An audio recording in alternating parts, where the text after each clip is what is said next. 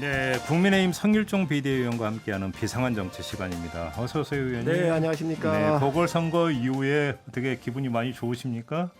기분 좋을 시간이 없습니다. 왜요? 저희가 어찌하면 더 국민들한테 겸손히 다가가서 열심히 또 섬기고 네, 또 마음을 계속 유지할 수 있을까 예. 이 고민 많이 하고 있습니다. 열심히 하겠습니다. 알겠습니다. 조금 전에 오세훈 서울시장이 이제 그 재개발 재건축 정책과 관련해서 강남구청장하고 잠깐 인터뷰를 했는데 혹시 들으셨는지 모르겠지만 지금 의원님은 어떻게 보세요? 그 정책 방향을 계속 이제 그대로 고수를 해서 밀어붙여야 된다고 생각하십니까?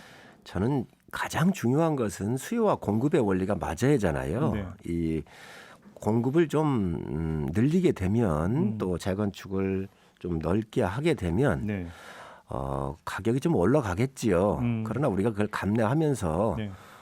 일정한 시간이 지나면 조정이 되고 또 떨어질 것으로 저는 예측을 합니다. 근데 아주 이제 그 솔직하게 한번 좀 그 저도 질문을 드리니까 솔직한 답변을 좀 부탁드리고 싶은데 보궐선거에서 국민의힘이 압승을 했던 가장 큰 계기이자 비결 가운데 하나가 부동산 문제 아니겠습니까? 근데 만약에 오세훈 서울시장이 부동산 정책을 했는데 이게 그 상당한 부동산 가격 상승으로 나타나면 대선을 준비하고 있는 당의 입장에서 좀 부담이 되지 않겠습니까? 저는 가격이 상승하는 거를 두려워해서는 안 된다고 생각을 해요. 그래요? 예. 아니 그게 이게 강남 그렇다고 지역에 한정돼서 상승이 되면 모르겠는데 다른 지역으로까지 만약에 여파가 쫙 퍼져나간다면 그렇더라도 그 예. 시장의 기능이 맞춰야 되고 어느 정도 공급이 이루어지면 다시 조정이 돼서 떨어질 것으로 예상을 합니다. 상승은 일시적 현상일 예. 수 있다. 알겠습니다. 자, 당내 문제를 좀 여쭤봐야 될 것 같은데요. 지금 일단 이제 당 대표 선출을 해야 되는 거 아니겠습니까? 근데 그 어떤 이야기가 당 안에서 나오냐면 비영남 지역에서 차기 당 대표가 나와야 된다. 이런 목소리가 나오던데 어떻게 생각하세요? 그런 얘기는 사실적으로 뭐 개인적으로 나왔는지 모르지만 주류로서 나오고 있는 건 아닙니다. 아 그래요? 문제는 이제 우리가 대권 후보를 세워야 될 텐데 원내대표나 새로 뽑게 되는 원내대표가 되든 당대표가 되든 예. 어떤 대권의 구도하에서 역할을 할 수 있느냐에 따라서 그러한 거에 초점을 맞춰 가지고 원내대표, 당대표를 선출을 해야 되는 거거든요. 네. 그래서 지역의 편견성을 갖지 말고 어느 누가 왔었을 때 가장 적합한 시대의 사명을 완수할 수 있는가 여기에 저는 맞춰야 된다고 생각을 합니다. 근데 이제 물러난 김종인 전 비대위원장 같은 경우는 영남에 의존하는 현상을 탈피해서 전국 정당화돼야 된다는 이야기를 했었고 결국은 비영남 지역에서 대표가 나와야 된다는 것도 그 연장선상에서 나온 이야기 같은데 그건 어떻게 봐야 되는 겁니까? 아무래도 지금 그 후보군의 물망에 올라 있는 분들을 보면 네. 충청권의 윤석열, 김동연 그리고 호남권의 장성민 네. 그리고 우리 당에 갖고 있는 자원들 이렇게 봐보면 그러한 분들이 되게 영남보다는 바깥에 있는 것이지요. 영남 지역 이외의 지역이 계시지요. 그렇기 네. 때문에 네. 아마 그런 각도에서 우리가 큰 초점을 맞춰야 한다고 보고요. 예. 또 그런 각도에서 의원들께서 전략적 선택을 할 거라고 저는 생각을 하고 있습니다. 그러면 혹시 차기 당대표가 충청에서도 나와야 된다는 말씀으로도 이해가 될 수 있는데 어떻게 생각하십니까? 뭐 그렇게 이해하실 필요는 없으실 것 같고요. 왜 그러냐면 이 충청권에 또 주자들이 두 분이 계세요. 현재 김동연, 윤석열 같은 경우는 두 분이 계시고. 근데 두 분 다 아직은 국민의힘 당원은 아닌데. 이제 저희 희망사항이고 좁혀가는 과정 아니겠습니까? 그리고 또 호남에도 장성민 후보 같은 경우도 아직 들어오시지도 않았지만 네. 어쨌든 저희가 큰 외연을 확장을 해야 되는 부분이기 때문에 이런 부분들과 함께 소통을 하고 모셔올 수 있는 역량 있는 원내대표, 네. 당대표 이런 분들이 돼야 된다라고 하는 전략적 생각을 의원들이 하실 것으로 생각을 합니다. 그래요. 지금 그 이왕 얘기 나면 원내대표 같은 경우도 아직 임기는 남아 있는데 지금 재선 의원들이 어제 그 주호영 원내대표에게 이제 거취를 빨리 결정을 해라 만약에 당 대표 나갈 거면 이렇게 이제 이야기를 했던데 이 문제는 어떻게 풀어야 된다고 생각하십니까? 주호영 대표께서 아마 곧 결정을 하실 겁니다. 이 부분은. 아 그래요? 예. 그러면 주호영 대표 원내대표가 지금 당 대표에 도전을 할 거라고 전망을 하시는 말씀이십니까? 저는 가능성이 상당히 높다고 보여지고요. 예. 우리가 이제 이런 부분들을 한번 볼 필요가 있지요. 민주당이 항상 당권은 호남에 있었거든요. 그러면서 PK 지역에 후보를 세워서 네. 권력을 창출하고 했는데 네. 지금 충청권의 후보든 호남권의 후보든 또 기타 후보든 여러 가지 구도를 보면 TK가 어떤 그 구심점에서 하나의 역할을 해야 될 거 아닌가, 또 영남에서의 희생적인 모습을 보여야 될 거 아닌가, 이런 이야기들이 의원들 사이에서 있는 것도 사실입니다. 아, 오히려 그러면 비영남 제거 의혹에서 나와야 되는 건 대선 후보지 당대표가 아니다, 이런 말씀이시네요. 이제 그런 구도도를 의원들께서 전략적으로 고민하고 있죠. 그러면 지금 당 외곽에 있는 유력한 인물로 거론되는 사람들이 비영남 지역이니까 대선 후보로서 오히려 당대표는 그러면 영남이 못하면서 그러니까 분업체계 내지 협조체계가 될 수도 있다, 이런 그림이시죠 지금? 예, 말씀하신. 그렇습니다. 그래서 뭐 영남이 당권 나오지 말아야 한다, 이런 이야기는 없다는 거죠.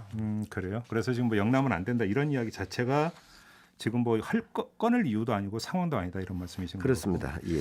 또 하나 지금 그 특히 그 지도체제 관련해서 유승민 의원 같은 경우 집단 지도체제를 저희 인터뷰에서 이야기를 한 바가 있었고, 그 다음에도 여러 차례 이제 그걸 강조를 하던데, 근데 어제 재선 의원들은 단일 지도체제로 그냥 가야 된다고 하고, 이거 어떻게 정리가 되는 겁니까? 지도체제, 집단 지도체제 같은 경우는 계파가 있을 때 주로 그렇죠. 계파의 이익을 서로 그렇죠. 조정하기 위해서 내보내는 거 아니겠습니까? 네. 저희 당에는 계파가 없습니다. 음. 예, 그렇기 때문에 어떤 지도체제도 큰 문제가 없는데, 굳이 그 집단 지도체제 같은 경우에 그 새로운 시스템을 도입해 가지고 그 혼란스러울 필요가 뭐가 있겠나 하는 게 의원들 사이에서 많이 오고 가고 있습니다. 개파는 없지만 대선 후보는 여러 명일 수 있지 않습니까?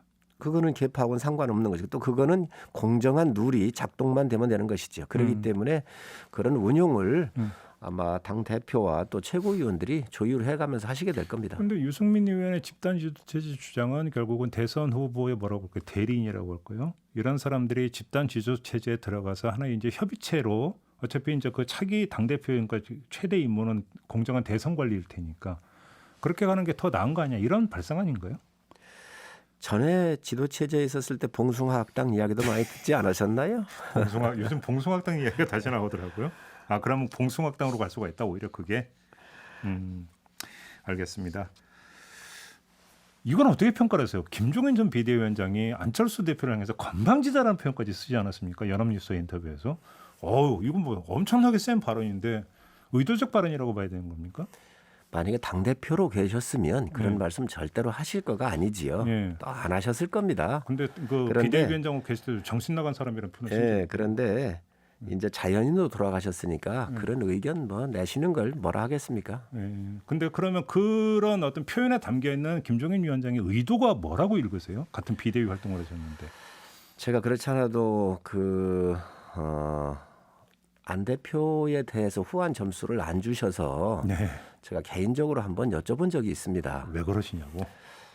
몇 차례나 만나셨냐 제가 여쭤봤거든요. 근데 십수 차례 이렇게 만나셨다 그러시거든요. 네. 그리고 오랜 시간도 갖고 대화도 많이 하셨다는 말씀이 있으셨어요. 근데 제가 볼 때는 안 대표 고정관념이실 수도 있는데 지도자로서의 준비가 좀 부족하다라고 느끼고 계신다는 느낌을 제가 받았어요. 그래서 겪어보니까 좀 아닌 것 같더라. 그래서 안 대표께서 또 많이 이렇게 공부도 하셨고 준비도 하셨을 테니까 많은 시간을 가지고 이렇게 두 분이 대화를 하시면서 그동안 준비하신 국가에 대한 경영 능력, 또 국가를 운영하려고 하는 본인의 철학, 또 시대적으로 겪고 있는 국가의 문제점들을 어떻게 풀어갈 것인지에 대한 이러한 것들에 대해서 본인이 큰 꿈이 있다고 한다면 김종인 대표뿐만 아니라 국가의 원로 되실 수 있는 여러분들, 또 지혜를 구할 수 있는 분들, 경험을 조언받을 수 있는 분들하고 충분한 대화를 해보시면 어떻겠나.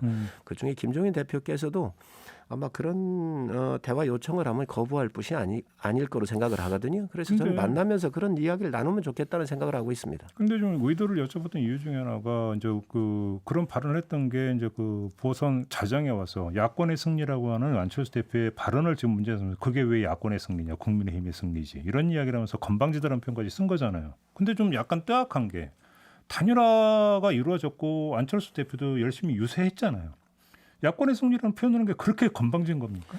두 사람 이제 오세훈 후보하고 안철수 후보하고 경쟁을 해서 사실 그 오세훈 후보가 이긴 거죠. 이제 본인께서 어떤 일이 있으셨냐면은 전에 그 1월 6일인가 그 야권 단일 후보로 서울시장에 나가겠다 이렇게 안철수 후보가 얘기를 하시고 찾아오셨었잖아요. 네. 그때 야권 단일 후보가 어디 있냐.